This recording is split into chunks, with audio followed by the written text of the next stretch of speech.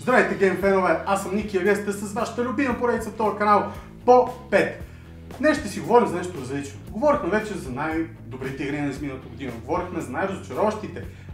Време да си поговорим и за най-очакваните. Абонирайте си, ударете по един лайк, ако ви харесват подобни класации и искате още от тях. А сега да започваме директно с нашите 5 фаворита. Гейм фенове, преди да започвам обаче искам само да спомена някои от имената на игри, които вече излязоха и просто няма логика да ги слагаме в подобно видео сега. Например, това е ремейкът на Resident Evil, Anthem, както и новите попълнения съответно в франчайза на Far Cry и Metro. Започваме с два ремейка от Blizzard, Warcraft 3 Reforged, както и WoW Classic. Игрите са очаквани както от мнозина, така и от нас, защото ще видим както добре познатият и обичан всички геймплей, така и подобрена графика, която е от енджина на StarCraft 2. WoW Classic ще бъде също толкова незрачен, колкото която и да е 15 годишна игра, но пък от друга страна ще заложи много силно на носталгията на всеки един от нас, защото ще можем да се потопим отново в познатият ни и обичан от всички свят. Кой не обича да трепе демони? Гейм фенове, говоря ви за Devil May Cry 5. Тази велика поредица се завръща в края на сегашната конзолна генерация, за да ни покаже още веднъж обичан от всички герои. След опита, който имаше за ребут, от Capcom решиха да се върнат към истинските корени на играта и ние феновете няма как да сме по-щастливи от това решение. Просто нямаме търпение. Ако Дерил Диксън от Живите мъртви имаше видеоигра, то това щеше да бъде тя – Days Gone. Карайки мотор през пустостта и трепейки всякакви зомбите и мутирали животни, общо взето от трейлера на играта видяхме, че има леки напомняния за The Last of Us по атмосфера и стил, което е само плюс.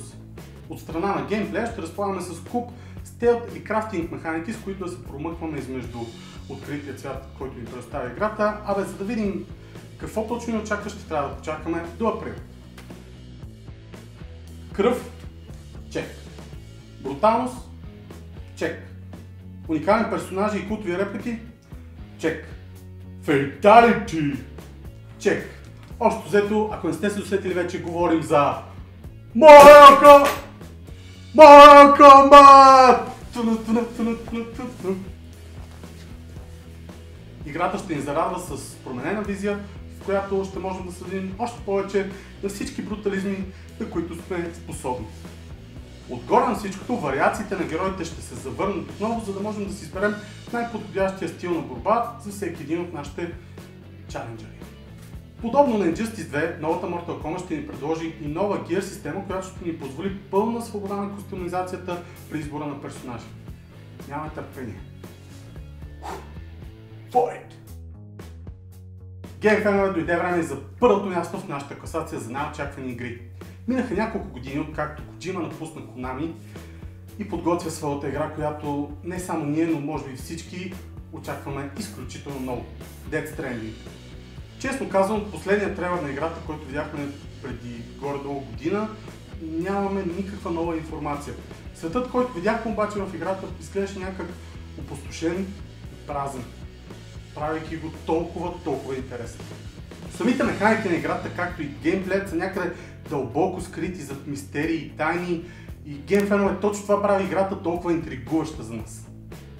Да не започваме и с феноменалният екип, който стои зад направата на тази игра. Самият Коджима, Норман Ридъс, Мадс Микелсен, както и Гилермо Дел Торо.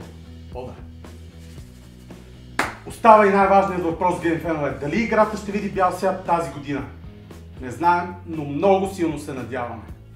Това беше от мен, гейм фенове. Надявам се видеото да ви е харесало и да сте разбрали кои са най-очакваните за нас игри през 2019. Използвайте долу коментарите, за да ми кажете кои според вас ще бъдат най-бичите игри, които ще излязат тази година. Също така не забравяйте да лайкнете видеото и да се абонирате за нашия канал, ако ви хареса това, което правим. Не забравяйте да ни последвате и в Instagram, където може да видите всякакви behind the scenes моменти от това как заснемаме видеята, както и други неща от личните ни животи. Аз бях Ники, а ние не сме Game Over, защото ще се видим следващия път. Чао!